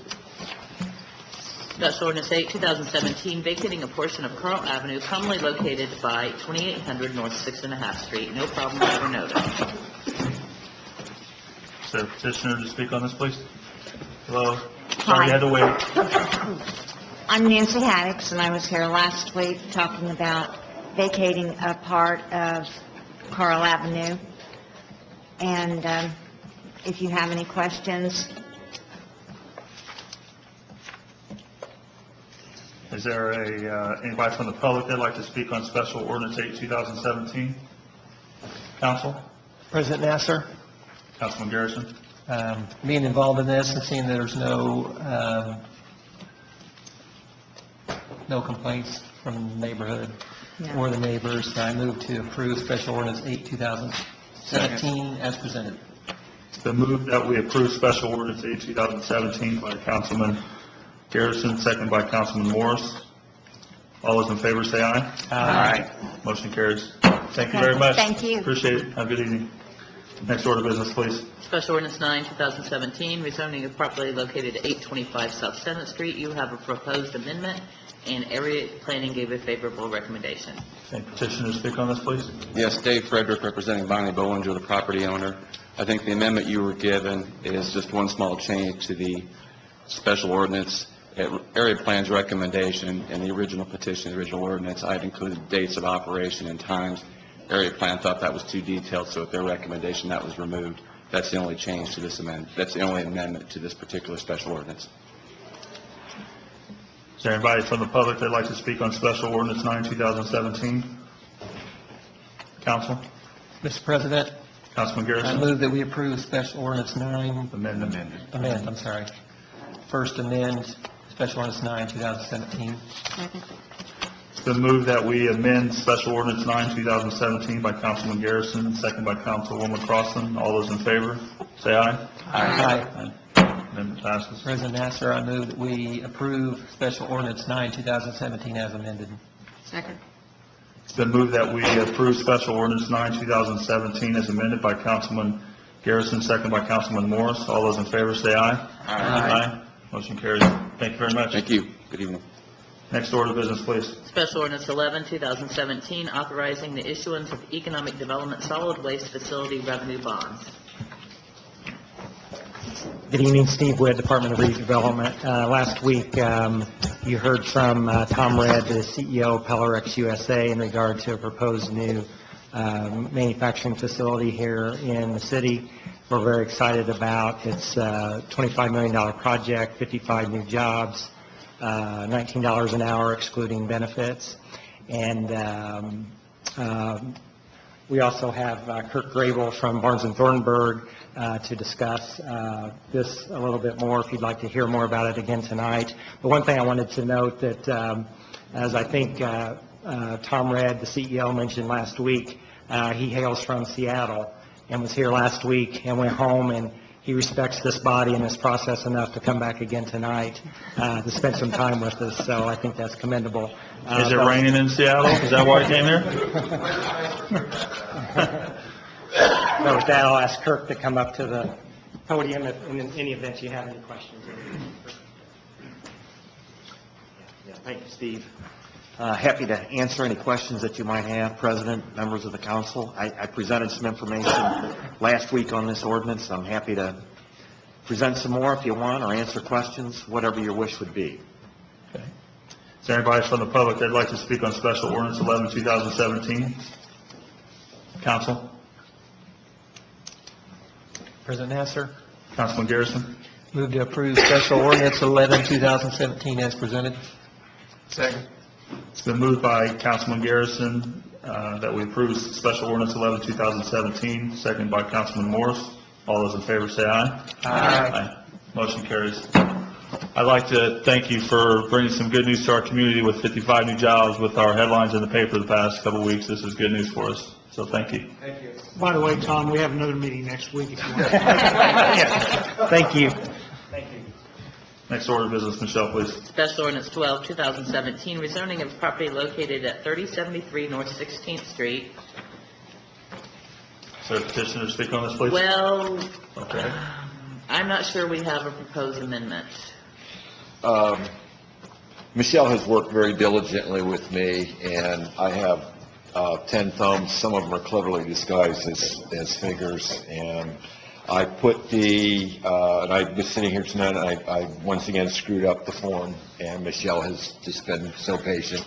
It's a simple matter. We've got a structure located there. It's a 2-bay garage warehouse. We've been using it as a garage warehouse since 1997, and we're simply basically trying to correct an error. It was rated R1 single-family dwelling, and we're simply asking to have it rated as R1 planned development.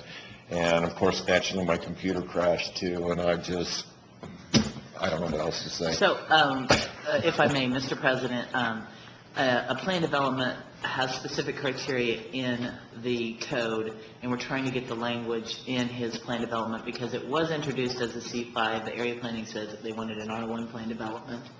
Excuse me. And we just need to get the specific language in there. So I'm afraid we may have to table this until April, and I think the petitioner was okay with that. I'm fine with that, and I apologize for taking up your time, and I apologize for driving Michelle crazy. And if nothing else, I've learned a great deal by being here, so thank you very much. I'll gladly wait till next month. Thank you. Mr. President, with that said, I move to table Special Ordinance 12, 2017. Till when, please? Till the regular meeting. It's been moved by Councilman Azar that we table Resolution 5, 2017 to, Special Ordinance 12, 2017 to our sunshine meeting. No, regular meeting, regular meeting of April, and then second by Councilwoman Aller. All those in favor say aye. Aye. Opposed? Thank you very much. Next order of business, please.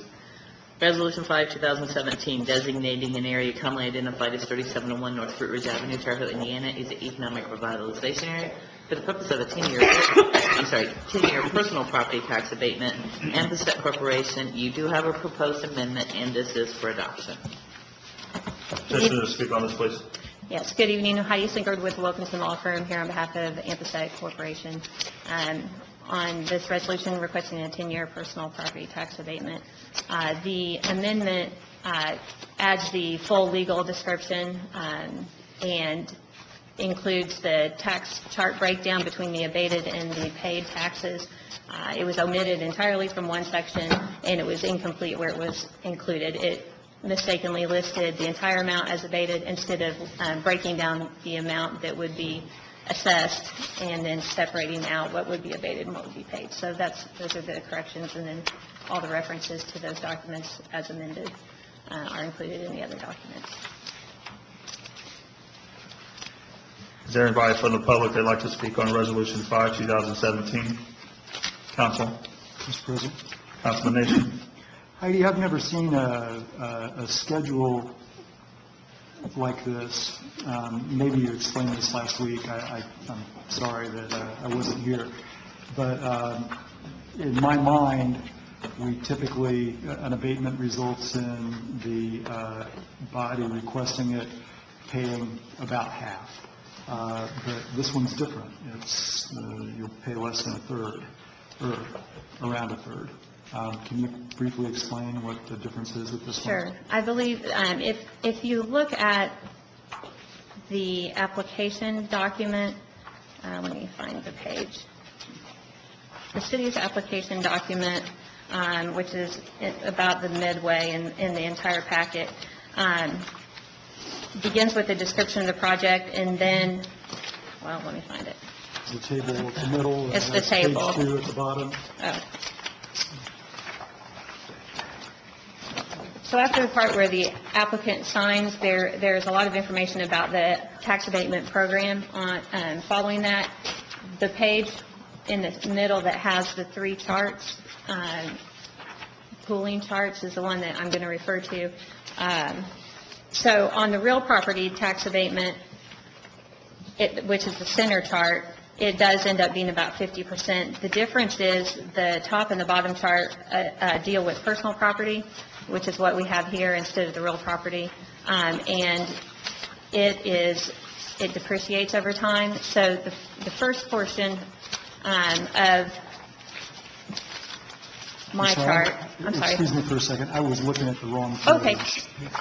It's marked page 6? Okay. Yes, it's marked page 6, but it's near the back, probably 6 pages from the back. Let me see. 1, 2, 3, 4, 5, 6, 8 pages from the rear. Yeah, this is the scoring chart. All right, yeah. This one? Yes. This one you guys are looking at? Okay. All right, I'm sorry. That's okay. Now I'm tracking. So the middle chart is for real property, and you're correct that over the span of the 10 years, it ends up being about 50/50, roughly.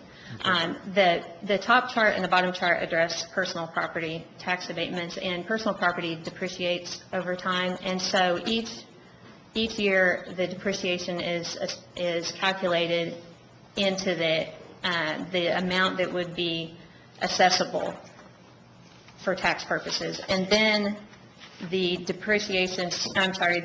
abatement schedule is the bottom chart that it then is applied to that number. So if you look also at on page 2 of the entire packet at my chart, the personal property starts, it's $3.8 million is what the estimated cost is going to be. So the assessed value based on the top chart for that pool 2, goes down to $1.5 million, $1,520,000. Then there's the cap, the 3% cap. So the actual amount that would be taxed without an abatement, the actual tax paid for that year would be the $45,600.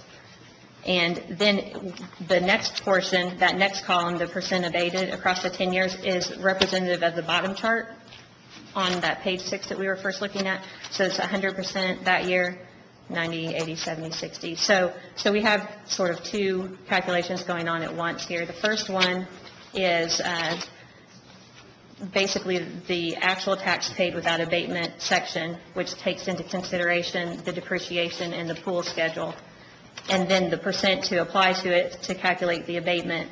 And so that's why it's way more confusing than a real property tax abatement. And that's also why the percentages are different, because the property depreciates differently. Is it just me, or is there anyone else in the council who's ever seen anything like this before? Am I just not remembering that these are... Mr. President, we do very few, it appears, personal property. Our tax abatements applications are significantly down over the last 2 or 3 years. And personal property abatements rarely show the detail of her chart. Sorry. I had to make sure I had it straight in my own head, because it is different than the real property ones we've done in the past. So let the attorney speak.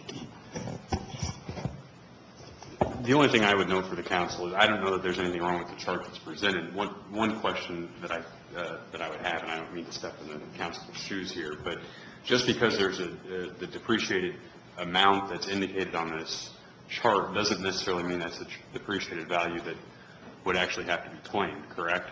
I'm sorry, say that again. There's a depreciated value listed on the personal property in your chart. Mm-hmm.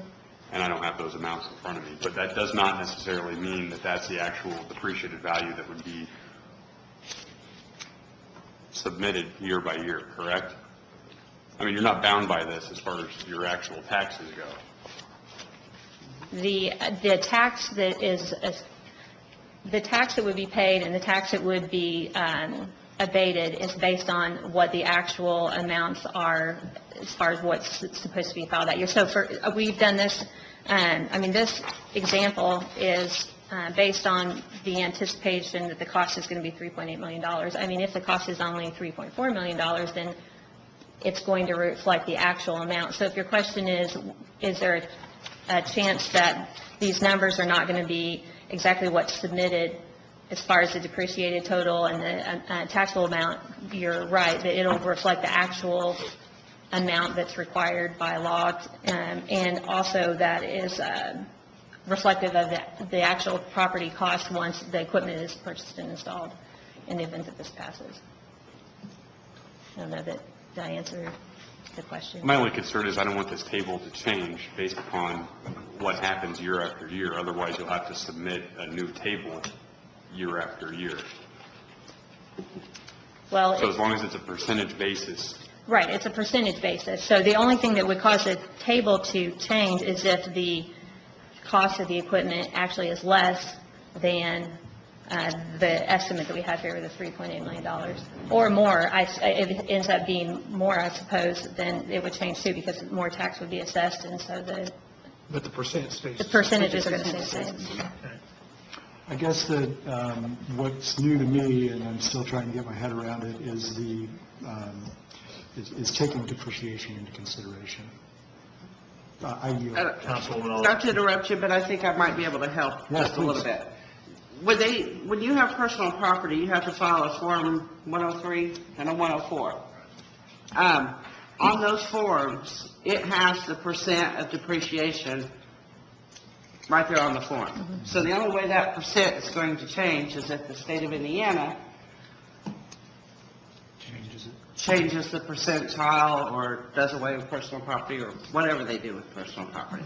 But that percentile, it's different than real estate because it has a depreciation scale for each year. I think it's 1 to 3 or 5 years. 1 to 4 and and 5 longer, and years. then it goes 4 years, 3 years, 2 years, 1 year, and then there's an actual percentile right there on the thing, and that's where she's pulling these percents from.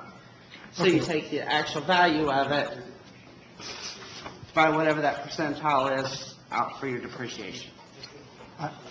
Thank you for bearing with me and trying to explain that all to me, everybody, because I'm... Let me just make this a little bit more complicated for everybody. But there's also another section of the personal property tax form where the overall total assessed factor has to be at least, I think it's 30%. So in the later years, where you see those 15s, those 15s may actually get adjusted up to 30 in the personal property tax form itself.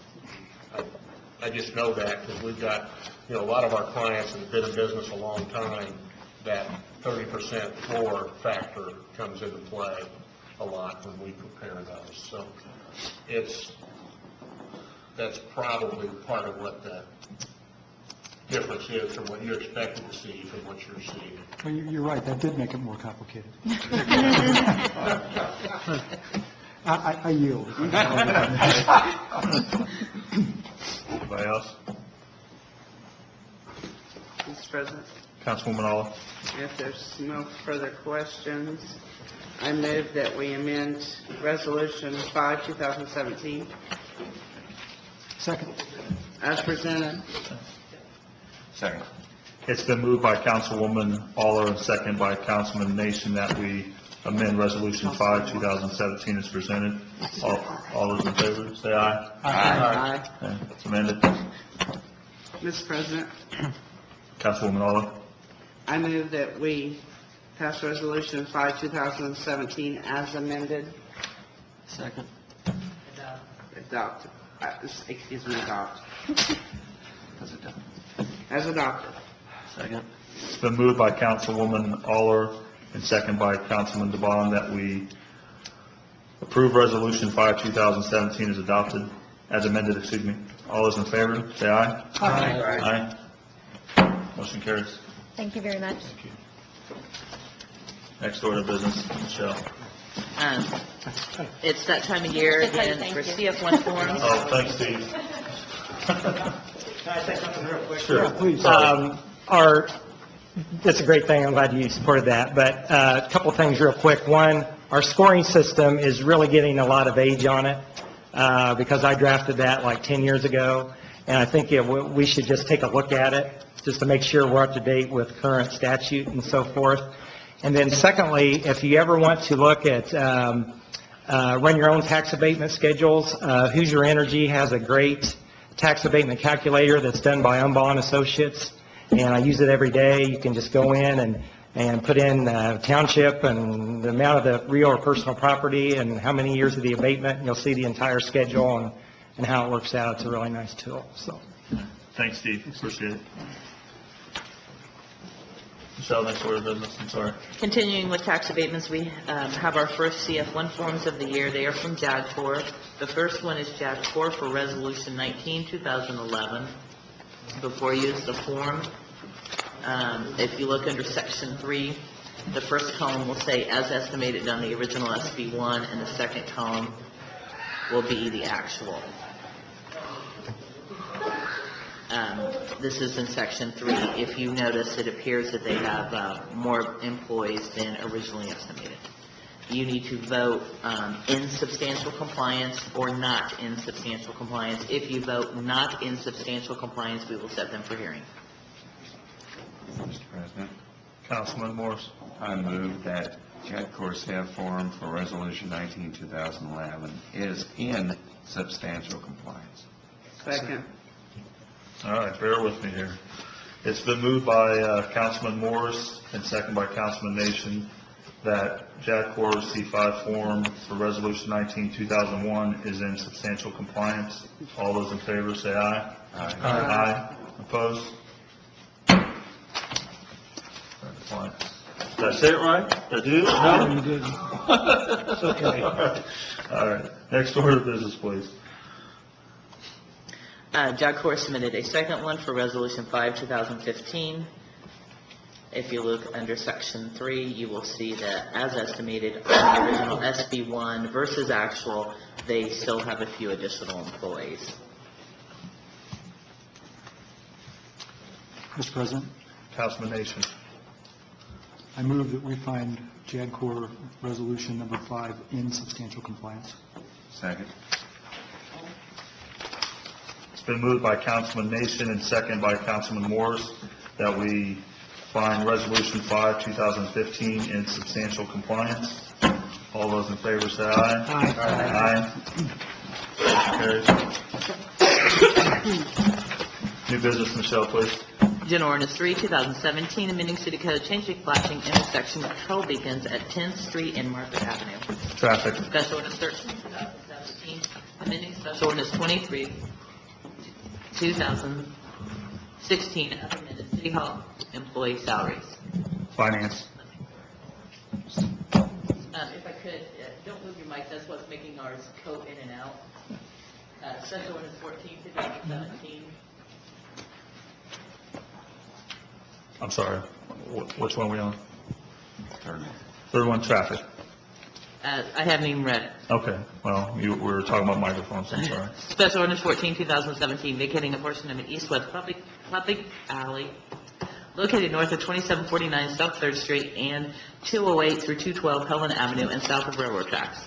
Traffic. Special Ordinance 15, 2017, rezoning a property located at 208 through 212 Helen Avenue and the portion of east-west public alley to be vacated that is located north of 2749 South 3rd Street and 208 through 212 Helen Avenue and south of railroad tracks. Zoning. Special Ordinance 16, 2017, rezoning a property located at 1509 Washington Avenue. Zoning. Special Ordinance 17, 2017, rezoning a property located at 4355 East Wabash Avenue. Zoning. Special Ordinance 18, 2017, rezoning a property located at 771, 781, and 791 North 40th Street. Zoning. Move to adjourn. Second. It's been moved by Councilman Azar and second by Councilwoman Aller that we adjourn. All those in favor say aye. Aye. Opposed? Adjourn.